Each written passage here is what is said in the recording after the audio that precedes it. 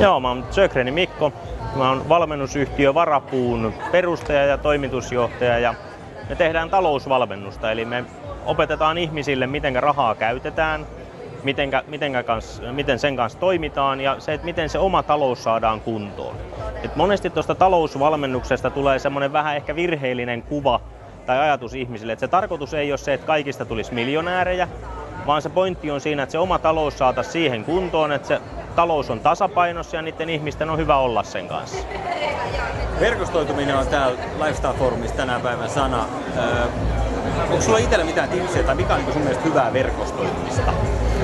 No, mä oon sen verran ujo kaveri itse, että mä oon ajatellut ratkaista tämän sillä tavalla, että kun tulee tämmöiseen lifestyle-seminaariin puhuun, niin tässä tulee riittävän moni ihminen kyselee ja pääsee vaihtamaan käyntikortteja sitten sellainen sujuvasti, ettei on niin kuin siinä onnellisessa asemassa, ettei ihan hirveästi tarvinnut tämmöisissä tapahtumissa sen kanssa ponnistella, mutta noin muuten kun on liikkeellä jossain tapahtumissa, missä ei ole puhujana, niin kyllä silloin täytyy pitää huoli se, että niitä käyntikortteja on vino taskussa ja mennään niiden ihmisten kanssa vaan rohkeasti juttelemaan ja kyseleen, että mitä ne tekee. Ja yleensä se, että kun pyrkii löytämään jotain semmoista, että mitenkä voisi sitä toista ihmistä palvella, mitenkä sille voisi luoda arvoa tai että jos hänellä on joku tuote tai palvelu myynnissä, että jos niin pystyisi löytämään jonkun hänelle yhteistyökumppanin tai asiakkaan tai mitä hyvänsä, niin se on niin kuin, että jollain kun pystyy luomaan sille toiselle arvoa, niin siitä syntyy aina jonkunlaista synergiaa. Hyvä pointti.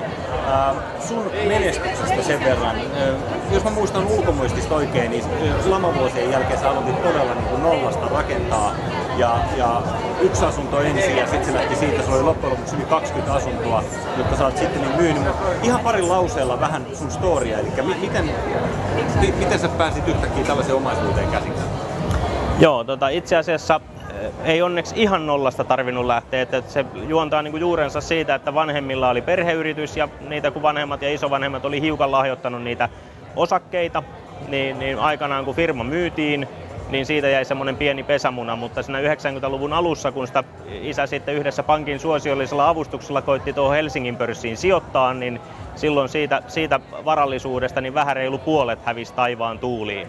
Ja sen jälkeen on koittanut niin kuin itse ottaa siihen kantaa siihen sijoittamiseen ja oikeastaan 2000-luvulle kun tultiin, niin ne kaikki rahat oli saatu tehtyä takaisin ja vähän ekstraakin päälle, mutta se kyse ei ollutkaan nuoren miehen osaamisesta vielä siinä vaiheessa, vaan siinä oli se kohtuu raju ja hyvä nousukausi menossa.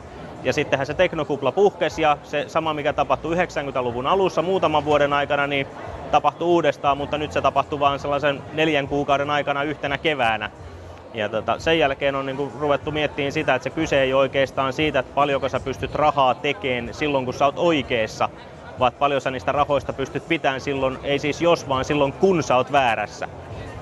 Kun mikään harvemmin onnistuu ihan sillä spektaakkelimaisesti, ainakaan ensimmäisellä kerralla. Ja oikeastaan se, mitä siitä osakesalkurauniosta oli silloin vielä jäljellä sen teknokuplan pohjilta, niin se sitten sijoitettiin pesämunaksi niihin ensimmäiseen 2 asuntoon. Ja silloin tuotiin markkinoille yhteistyökumppaneiden kautta tämmöinen sijoitusasuntojen ostotoimeksiantopalvelu, jota sitten tietysti ajattelin, että kokeilen itse ensin ennen kuin suosittelen kavereille. Ja siinä sitten salaa innostui ja niitä tosiaan 1,5 vuoden päästä oli se 21, mutta silloin markkina oli hyvin paljon toisenlainen. Yksiö Kalliossa maksoi 50 000 ja pankista sai niin paljon rahaa ulos kun kehtas pyytää.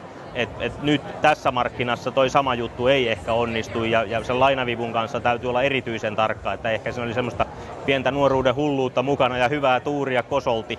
Okei. Tänään otsikko on Lifestyle Forum. Mitä sä käsität lifestylella? Mitä se sun mielestä tarkoittaa? Lifestyle mulle tarkoittaa sitä, että voi tehdä semmosia asioita, mistä tykkää. Ja se vaatii tietysti muutamaa asiaa, että sulla täytyy olla aikaa tehdä niitä ja sulla täytyy olla rahaa tehdä niitä. Ja niin kuin aikaisemminkin sanoin, niin ei tarvitse niin kuin tulla miljonääriksi.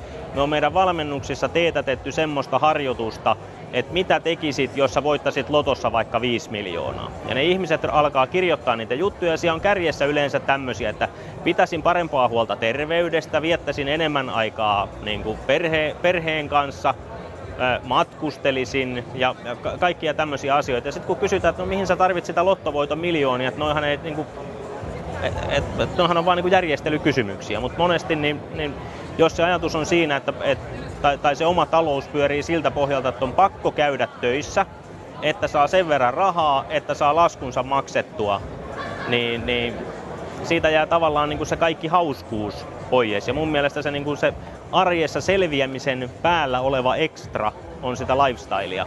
Ja nimenomaan, että se matkan teon pitää pysyä hauskana. Ja se on yksi asia, mitä mä aion tänään tuossa omassa puheenvuorossa käydä läpi. Viimeinen kysymys vielä. Miten mittaat omaa menestymistä? Tällä hetkellä mun tavoitteet on asetettu sillä tavalla, että mun tavoitteet on muiden ihmisten tuloksissa.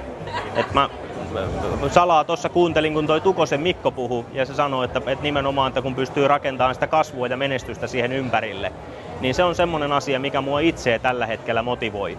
Että kun valmennustoimintaahan voidaan tehdä monella tavalla, että voidaan miettiä sillä tavalla, että jos laitetaan tämmöinen hintalappu ja näin paljon saadaan väkeä penkkiin, niin paljonko siitä jää viivan alle. Ja mä näen tämän asian taas niin päin, että mitä meidän täytyy niille ihmisille kertoa, että miten me voidaan auttaa niitä, että ne ihmiset saa tuloksia. Jos ne ihmiset saa tuloksia, niin se kassavirta tulee kyllä.